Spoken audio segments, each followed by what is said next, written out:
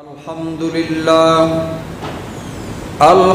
لله وكفى وسلام على عباده الذين اصطفى أرسله بالحق بشيرا ونذيرا وداعيا إلى الله بإذنه وسراجا منيرا. وقال الله تبارك وتعالى في الكلام المجيد والفرقان الحميد: أعوذ بالله من الشيطان الرجيم. بسم الله الرحمن الرحيم. يظنون بالله غير الحق ظن الجاهلية يقولون هل لنا من الأمر من شيء قل إن الأمر كله لله. وقال الله تبارك وتعالى في مقام آخر: أتدعون بعلا وتذرون أحسن الخالقين. وقال النبي صلى الله عليه وسلم: قل لا إله إلا الله تفلحوا إني نذير لكم بين يدي عذاب شديد. أو كما قال عليه السلام. صدق الله وصدق رسوله النبي الكريم. ونحن على ذلك لمن الشاهدين والشاكرين والحمد لله رب العالمين. اللهم صل على محمد وعلى آل محمد كما صليت على إبراهيم وعلى آل إبراهيم إنك حميد مجيد. اللهم بارك على محمد وعلى آل محمد كما باركت على إبراهيم وعلى آل إبراهيم إنك حميد مجيد. گرامی قدر سامعین، محترم بزرگوں، دوستوں، بھائیوں،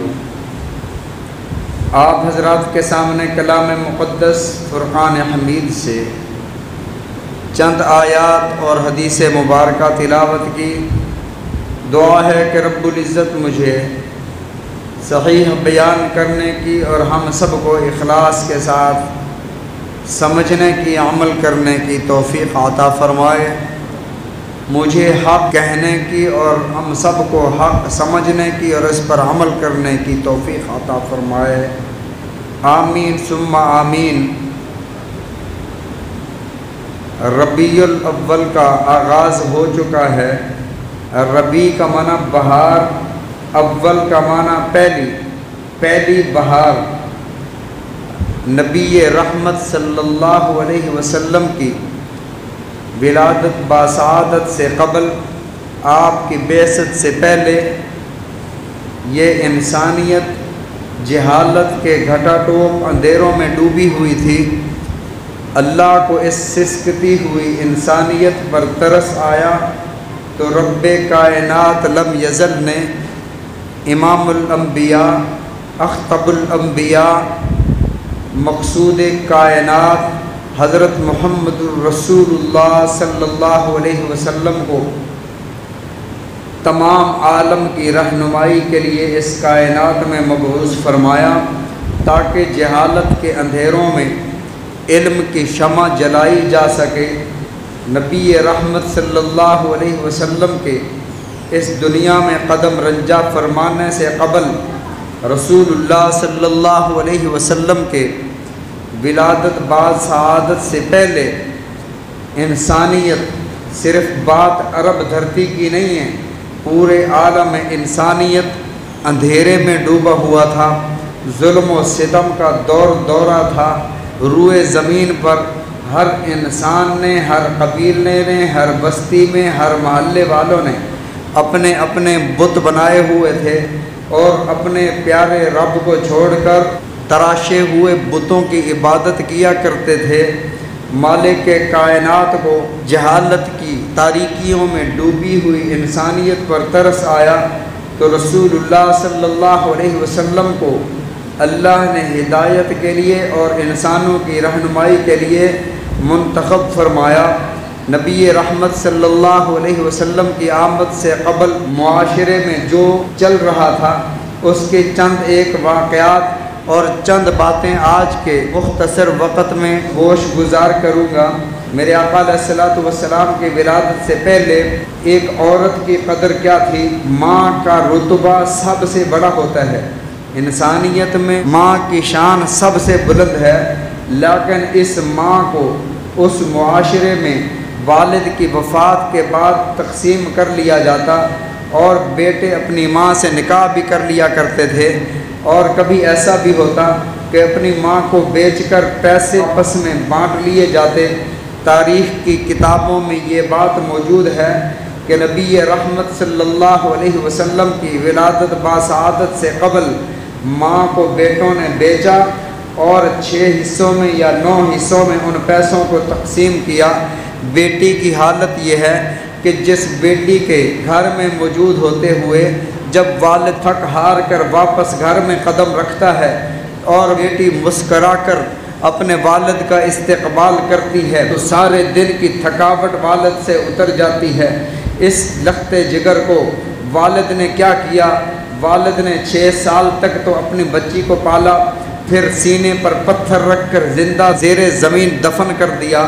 حضرت قیس بن عاصم رضی اللہ تعالی عنہ نبی رحمت صلی اللہ علیہ وسلم کی خدمت میں حاضر ہوئے، عرض کیا یا رسول اللہ صلی اللہ علیہ وسلم، آپ کی غلامی سے پہلے، آپ پر اسلام لانے سے پہلے، آپ کے کلمہ حق کو قبول کرنے سے پہلے میں اس گناہ گار نے 8 بیٹیوں کو زندہ درگور کیا ہے، کیا میرا یہ گناہ اللہ کی بارگاہ میں معاف ہو سکتا ہے؟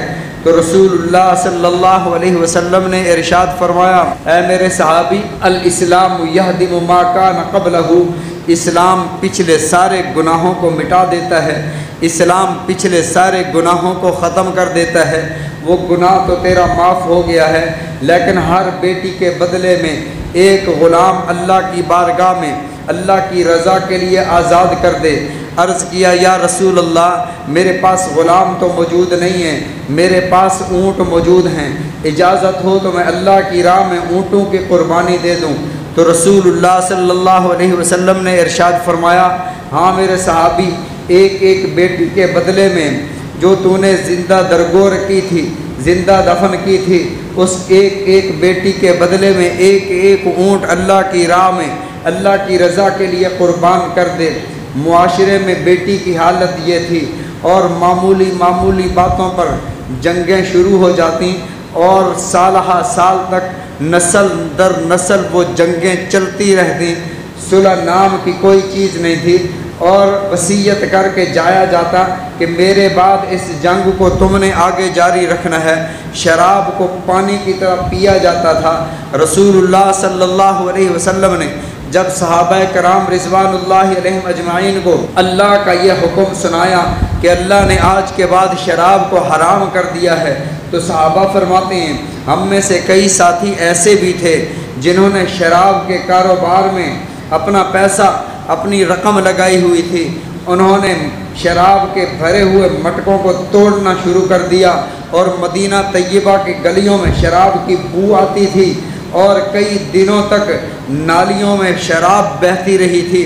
نبی رحمت صلی اللہ علیہ وسلم کے مبارک دور سے پہلے یہ شراب نوشی، جوا کھیلنا عام تھا۔ ہر غریب پر ایک امیر، ایک مالدار آدمی مسلط تھا، ان کے حقوق کا استحصال کیا جاتا تھا، کسی کو حق نہیں ملا کرتا تھا۔ رسول اللہ صلی اللہ علیہ وسلم کی بعثت سے پہلے ظلم عام تھا، بچیوں کو زندگی نہیں ملتی تھی۔ یہاں پر ایک بات کرتا ہوں کہ اس دور میں لوگ اپنی بچیوں کو زندہ دفن کرتے تھے معیشت کے ڈر سے کہ غربت نہ آ جائے، اور ہم ان بچیوں کو کہاں سے کھلائیں گے۔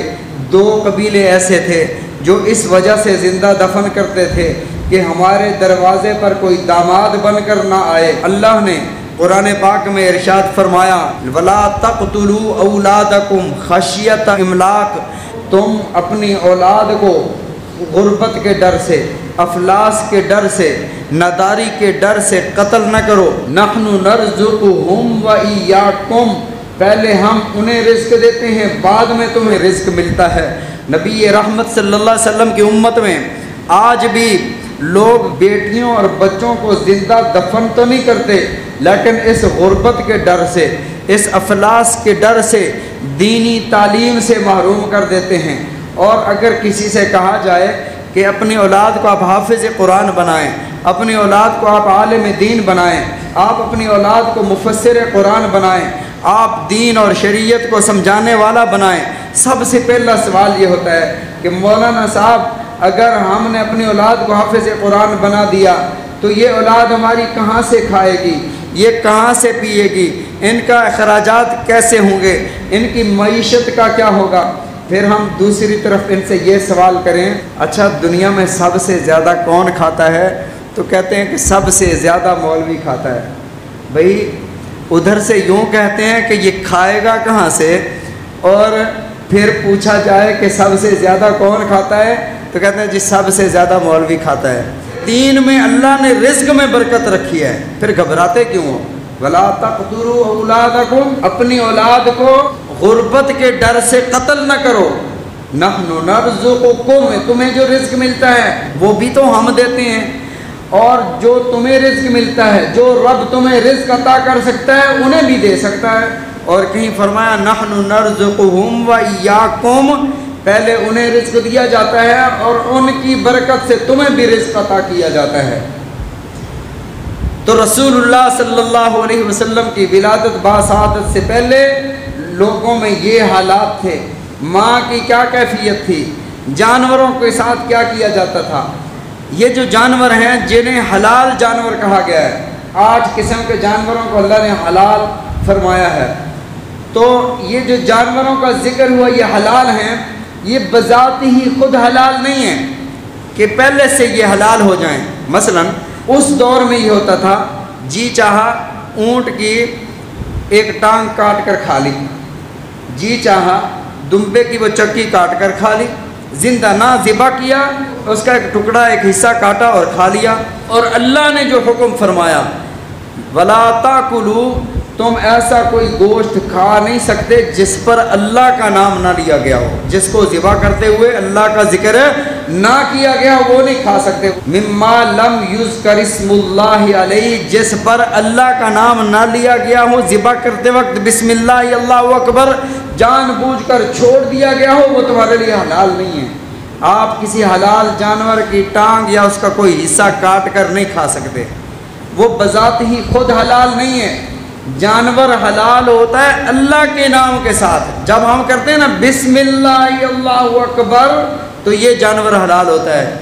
अगर अल्लाह का नाम लिए बगैर जानवर को ज़िबा कर दिया जाए, या अल्लाह का नाम तो लिया जाए लेकिन वो किसी की खुशनुदी के लिए, अल्लाह के गैर की खुशनुदी के लिए उसका खून बहाया जाए, तो अल्लाह ने इसे भी हराम फरमाया।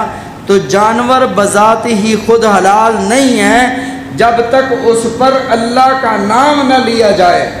तो वो जो लोग थे रसूलुल्लाह सल्लल्लाहु अलैहि वसल्लम की बेइज्जत से कबल के लोग, वो लोग जानवरों को ऐसे काट कर खा लिया करते थे। और हर एक का अपना अपना खुदा था, हर एक का अपना अपना बुत था।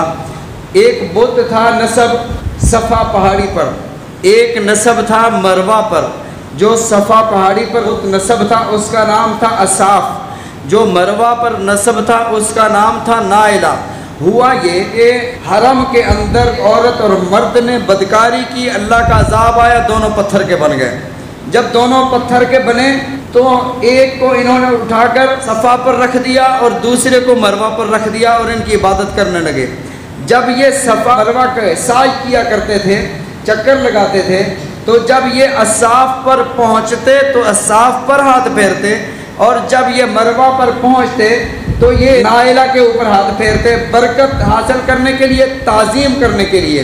जब आपने मक्का फ़तह फरमाया, रसूलुल्लाह सल्लल्लाहु अलैहि वसल्लम ने इरशाद फरमाया जा अल हक़ وزهق الباطل ان الباطل كان زهوقا، حق آ گیا ہے، باطل بھاگ گیا، باطل ٹکڑے ٹکڑے ہو جانے والا، ختم ہو جانے والا ہے۔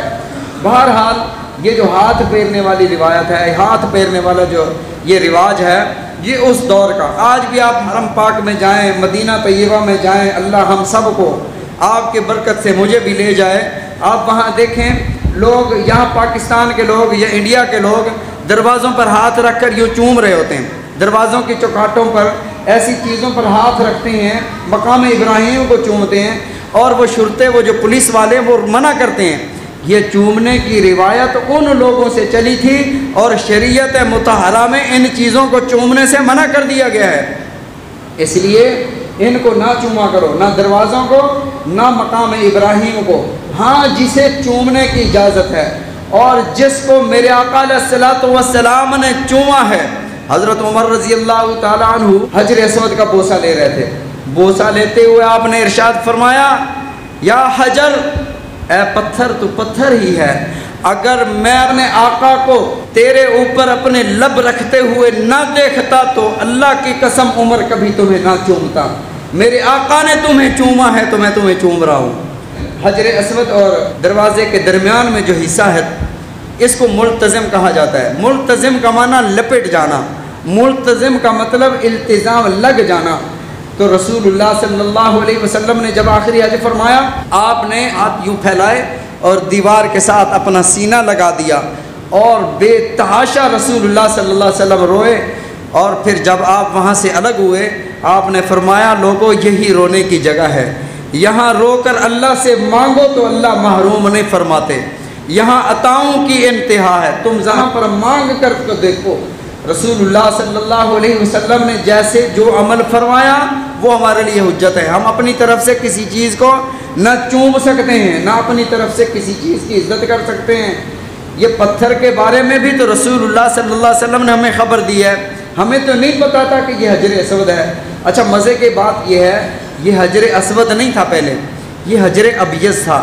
یہ اتنا سفید تھا کہ جب یہ جنت سے حضرت آدم علیہ السلام لائے تھے، اس کی جو روشنی تھی، یہ جہاں جہاں تک اس کی روشنی گئی ہے وہاں وہاں تک اللہ نے حرم بنا دیا ہے۔ حجر اسود کی جہاں جہاں تک روشنی گئی ہے وہاں وہاں تک اللہ نے حرم بنا دیا ہے۔ 4 کلومیٹر تک یہ حرم ہے، چاروں طرف سے 4 کلومیٹر تک حرم ہے، یہاں تک جاتی تھی۔ رسول اللہ صلی اللہ علیہ وسلم نے ارشاد فرمایا، میری امت کے گناہ گاروں کے گناہوں کو کھینچ کھینچ کر یہ حجر ابیض حجر اسود ہو گیا۔ ارشاد فرمایا، لہو عینان، اس کی 2 آنکھیں بھی ہیں، اگر کسی کو بوسے کا موقع نہیں ملتا، دور سے استلام کر لو، سلام کر لو، رب کی عدالت میں یہ گواہی دے گا کہ اس بندے نے استلام کیا تھا۔ تقریباً 20 سال تک اس جگہ پہ نہیں تھا، چرا کر یمن لے گئے، پھر وہاں معاوضہ دے کر جب واپس لینے گئے تو کچھ لوگ وہاں پر جو لینے گئے تھے، ان کو اس بادشاہ نے نقلی حجر اسود بنا کر دیا، اسی شیپ کا، اسی شکل کا۔ جب یہ لینے گئے، انہوں نے حجر اسود دیا تو رات انہوں نے وہاں گزاری، صبح کو واپس کر دیا، یہ حجر اسود ہمارا اصلی نہیں، ہمارا اصلی دے دو۔ انہوں نے ایک اور نقلی دے دیا، پھر اگلی رات یہ وہاں ٹھہرے، صبح کو پھر واپس کر دیا کہ یہ ہمارا نہیں ہے، ہمارا اصلی حجر اسود دے دو۔ انہوں نے کہا کہ آپ کو کیسے پتہ چلتا ہے؟ بالکل وہی ہے، آپ کو کیسے پتہ چلتا ہے؟ انہوں نے فرمایا، نبی رحمت صلی اللہ علیہ وسلم نے ہمیں یہ خبر دی ہے کہ یہ جنت کا پتھر ہے، اور اس کی شان اور خاصیت یہ ہے کہ یہ پانی میں ڈوبتا نہیں ہے، یہ آگ لگنے سے یہ گرم نہیں ہوتا۔ جب ہم چیک کرتے ہیں تمہارا دیا ہوا پتھر، اس میں یہ علامات نہیں ہوتی، ہمیں پتہ چل جاتا ہے کہ یہ نقلی حجر اسود ہے۔ بہرحال حجر اسود انہوں نے اصلی دیا، وہی حجر اسود جو ہے یہاں پر نصب ہے۔ میں عرض کر رہا تھا، رسول اللہ صلی اللہ علیہ وسلم کی بعثت سے پہلے ہر ایک کے پاس اپنا اپنا بت تھا۔ اصحاب اور نائلہ ادھر تھے، ایک بت جو بیت اللہ کے بالکل قریب نصب تھا، اس کا نام تھا حبل۔ اور یہ حبل کون سا بت تھا؟ شام کے لوگوں نے حضرت الیاس علیہ السلام کے دور میں ایک بت تھا، اس کا نام تھا بعل، بعل بت کا نام تھا۔ اس بت کی یہ پوجا کیا کرتے تھے۔ عامر ابن لوحی بنو خزاعہ کا سردار تھا، اور لوگوں میں عالم کی حیثیت سے جانا جاتا تھا، دین ابراہیمی تھا، لوگ شرک و بدعت سے دور تھے۔ یہ گیا وہاں پر اور وہاں سے یہ وہی بت لے کر آیا اور اس کے ایک ہاتھ ٹوٹا ہوا تھا، عرب والوں نے اس کا سونے کا ہاتھ بنا کر لگا دیا اور بیت اللہ کے بالکل قریب نصب کر دیا اور نعرہ لگایا کرتے تھے اعل حبل، حبل کی جے ہو۔ تو اللہ رب العزت نے قرآن پاک میں سورہ دخان میں ارشاد فرمایا اتدعون بالا وتذرون احسن الخالقین اللہ ربکم ورب آبائکم الاولین، تم بال کو پکارتے ہو، اس کی عبادت کرتے ہو اور اپنے پیارے رب کو چھوڑ دیتے ہو، وتذرون احسن الخالقین، جو تمہارا بہترین خالق ہے اس کو چھوڑ دیتے ہو، اللہ ربکم، اللہ تمہارا بھی رب ہے۔ اللہ یہ کس کو کہہ رہا ہے؟ اللہ کافروں کو کہہ رہا ہے، اللہ کافروں کو یہ بات فرما رہے ہیں اللہ ربکم ورب آبائکم الاولین، اللہ تمہارا بھی رب ہے، اللہ تمہارے باپ دادا کا بھی رب ہے۔ جب اللہ ان کا رب ہے پھر ہمارا رب نہیں ہے؟ پھر ہم اللہ کو چھوڑ کر کدھر جا رہے ہیں؟ بہرحال یہ حبل بت تھا، اصاف نائلہ۔ ایک اور بت تھا جو طائف میں نسب تھا، اس کا نام تھا لات، اور ان تینوں کا ذکر اللہ نے فرمایا، لات، منات، عزا۔ افرائیتم اللات والعزا ومنات الثالثۃ الاخری الکم الذکر ولہ الانثی تلک اذا قسمۃ ضیزی۔ یہ لوگ کہا کرتے تھے کہ یہ تین بت لات، منات، عزا یہ اللہ کی بیٹیاں ہیں۔ اللہ نے فرمایا الکم الذکر ولہ الانثی، بے شرمو اپنے لیے بیٹے پسند کرتے ہو اور اللہ کے لیے بیٹیوں کا انتخاب کیا ہے۔ بڑی بری تقسیم تم نے کر دی، اگر آج آسمان پھٹ جاتا، زمین ریزہ ریزہ ہو جاتی تو یہ حق تھا کہ تم نے اللہ پر کتنا بڑا بہتان لگا دیا۔ احد میں ابو سفیان نے نعرہ لگایا لنا عزا ولا عزا لکم، ہمارے پاس عزا ہے تمہارے پاس عزا نہیں ہے، ہمارے پاس لات و منات ہیں تمہارے پاس لات و منات نہیں ہیں۔ نبی رحمت صلی اللہ علیہ وسلم نے حضرت عمر رضی اللہ تعالیٰ عنہ سے فرمایا عمر اس کا جواب دو۔ حضرت عمر نے فرمایا اللہ مولانا ولا مولا لکم، ہمارے پاس اللہ جیسا مولا ہے تمہارے پاس اللہ نہیں ہے۔ تو یہ لوگ بتوں کی اس قدر پوجا کیا کرتے تھے۔ اور یہ عمر بن لحی جو تھا، یہ خزاعہ کا سردار، رسول اللہ صلی اللہ علیہ وسلم جب معراج سے واپس تشریف لائے، آپ نے ارشاد فرمایا کہ میں نے جہنم میں دیکھا عمر بن لحی کو یجر امعاءہ فی النار، جس طرح گدھے کو رسا باندھ کر ہم کسی جگہ باندھ دیتے ہیں اور وہ چاروں طرف چکر لگاتا رہتا ہے، فرمایا اسی طرح عمر بن لحی کو باندھ دیا گیا تھا، یجر امعاءہ فی النار، اور اس کی پیٹ کی انتڑیاں باہر نکلی ہوئی تھیں اور انتڑیوں کو وہ گھسیٹ گھسیٹ کر جہنم میں اس طرح اس گدھے کی طرف پھر رہا تھا۔ اور اول من بدل دین ابراہیم، جس نے سب سے پہلے دین ابراہیم کو تبدیل کیا عرب میں، وہ عمر بن لحی تھا، اللہ نے اسے یہ عذاب دیا۔ تو بت پرستی کا رواج سب سے پہلے عمر بن لحی لائے، پھر اس کے بعد بتوں کی پوجا شروع ہو گئی۔ اور حضرت ابو ذر غفاری رضی اللہ تعالیٰ عنہ کا واقعہ شاید میں نے پہلے بھی سنایا تھا۔ حضرت ابو ذر غفاری رضی اللہ تعالیٰ عنہ کے پاس بھی ایک بت تھا، وہ کیسے اسلام لائے انشاءاللہ اس کو اگلے جمعے ذکر کریں گے۔ اللہ تعالیٰ ہم سب کو سمجھنے کی، عمل کرنے کی توفیق عطا فرمائے، رسول اللہ صلی اللہ علیہ وسلم کے فرامین سمجھنے کی، عمل کرنے کی توفیق عطا فرمائے۔ وآخر الدعوانا الحمد للہ رب العالمین۔